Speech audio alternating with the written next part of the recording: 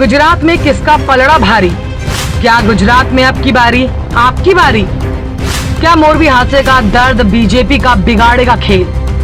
क्या मोदी मैजिक के सामने आप और कांग्रेस होगी फेल?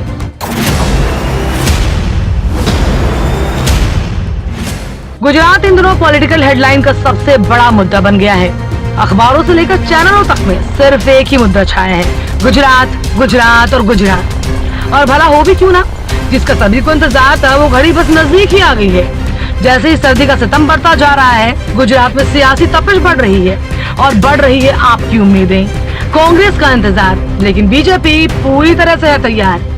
चुनावी महाकुंभ में तीनों पार्टियां जान लगा रही हैं। नगर निगम के चुनावों में अच्छे प्रदर्शन के बाद आपके जलवे हैं, लेकिन मोरबी हादसे से क्या बीजेपी का खेल बिगड़ेगा, ये खुद में एक बड़ा सवाल है। दरअसल गुजरात में विधानसभा चुनाव का बिगुल बज चुका है। यहाँ 1 और 5 दिसंबर को वोटिंग होने वाली है।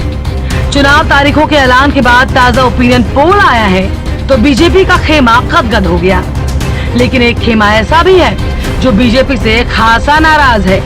चाहे बिल्किस बानो के दोषियों की रिहाई का मामला हो या शहरों में लग रही गंदगी का अंबार हो। याद रखें, मूलभूत सुविधाएं और बेरोजगारी भी बड़ा मुद्दा है।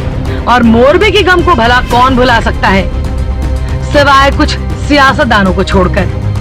मोरबी जहां हाल ही में भीषण हादसा हुआ, मृतकों का आंकड़ा शतक पार कर गया। चुनावी जनसभाएं स्थगित नहीं हुई, लेकिन इलाके के कई घरों में चूल्हा नहीं जला। गुम हुए लोगों के अपनों को उनका इंतजार है, जो हादसे में काल के गाल में समा गए। उनके परिजनों के मायूस चेहरों पर सवाल है। आम लोगों के मन में गुस्सा है। कानून प्रशासन की ऐसी फजीहत भला कभी देखी भी है पहले? नहीं ना। जब देश के प्रधानमंत्री दर्द पर मरहम लगाने आते हैं तो लोगों की उम्मीदें बढ़ जाती हैं, लेकिन प्रशासन ने उस पर ध्यान देने की बजाय उस पर नमक छिड़का है और अस्पतालों की मरम्मत पर सारा ध्यान लगाया है। सोचिए उन पर क्या बीती होगी जिन्होंने अपनों को खोया और अब ये देखना पड़ रहा है। क्या मोरबी की जनता चुनावों में इन सबका जवाब नहीं देगी? ये जानने के लिए जरा इस हॉट सीट के समीकरण पर नजर डाल लेते हैं। 2020 में मोरबी में विधानसभा चुनाव के लिए उपचुनाव हुआ था। इसमें कुल 45.14% वोट डाले गए थे। 2020 में भारतीय जनता पार्टी से उषा सिरोही ने इंडियन नेशनल कांग्रेस के सुशील चौधरी को 4 वोटों के मार्जिन से हराया था। आपको बता दें, मोरबी विधानसभा सीट कच्छ के अंतर्गत आती है। इस संसदीय क्षेत्र से सांसद हैं विनोद भाई चावड़ा, जो भारतीय जनता पार्टी से हैं। 2019 में उन्होंने इंडियन नेशनल कांग्रेस के नरेश नारायण भाई माहेश्वरी को हराया था। बीजेपी की सीटें हो रही हैं कम। भले ही गुजरात में बीजेपी की सरकार पिछले 27 साल से है, लेकिन पिछले 3 विधानसभा चुनावों के दौरान बीजेपी की सीटों में लगातार कमी आई है। पर पार्टी किसी भी कीमत पर मोदी शाह के गृह राज्य को हाथ से निकलने नहीं देना चाहती।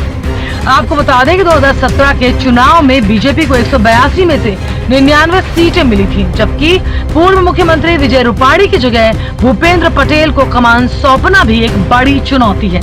अब एक नजर उस सर्वे पर डाल लेते हैं जिसके दम पर बीजेपी की वापसी का दावा किया जा रहा है। उत्तर गुजरात में खिलेगा कमल। गुजरात के नए नवेले सर्वे के मुताबिक उत्तर गुजरात की 32 सीटों में से बीजेपी को 18 में से 22 सीटें मिलने का अनुमान है। वहीं कांग्रेस को 7 से 11 सीटों पर जीत मिल सकती है। आपको यहां पर 0 से 4 सीटें हासिल हो सकती हैं। आने के खाते में भी इतनी ही सीटों का अनुमान है। दक्षिण गुजरात में क्या होगा? दक्षिण गुजरात में 35 सीटों का चुनाव होगा, जिस पर बीजेपी को बेहद मजबूत बताया जा रहा है। सर्वे के नतीजे बताते हैं कि बीजेपी 26 से 30 सीटों पर जीत हासिल कर सकती है, जबकि कांग्रेस सिर्फ 4 से 8 सीटें ही जीत सकेगी। आपको 0 से 2 सीटों पर जीत हासिल होगी। आने को 0 से 1 सीटें मिल सकती हैं। बाकी लगभग आने सभी उपमंडलों का जिक्र अगर करें तो यहाँ भी कमल खिलने का अनुमान लगाया जा रहा है। पर ये तो आने वाले 8 दिसंबर को ही पता चलेगा कि क्या मोरबी हादसा, स्कूलों की बदहाली और बिल्किस बानो मामले का चुनावों में बीजेपी पर कोई असर पड़ेगा या नहीं।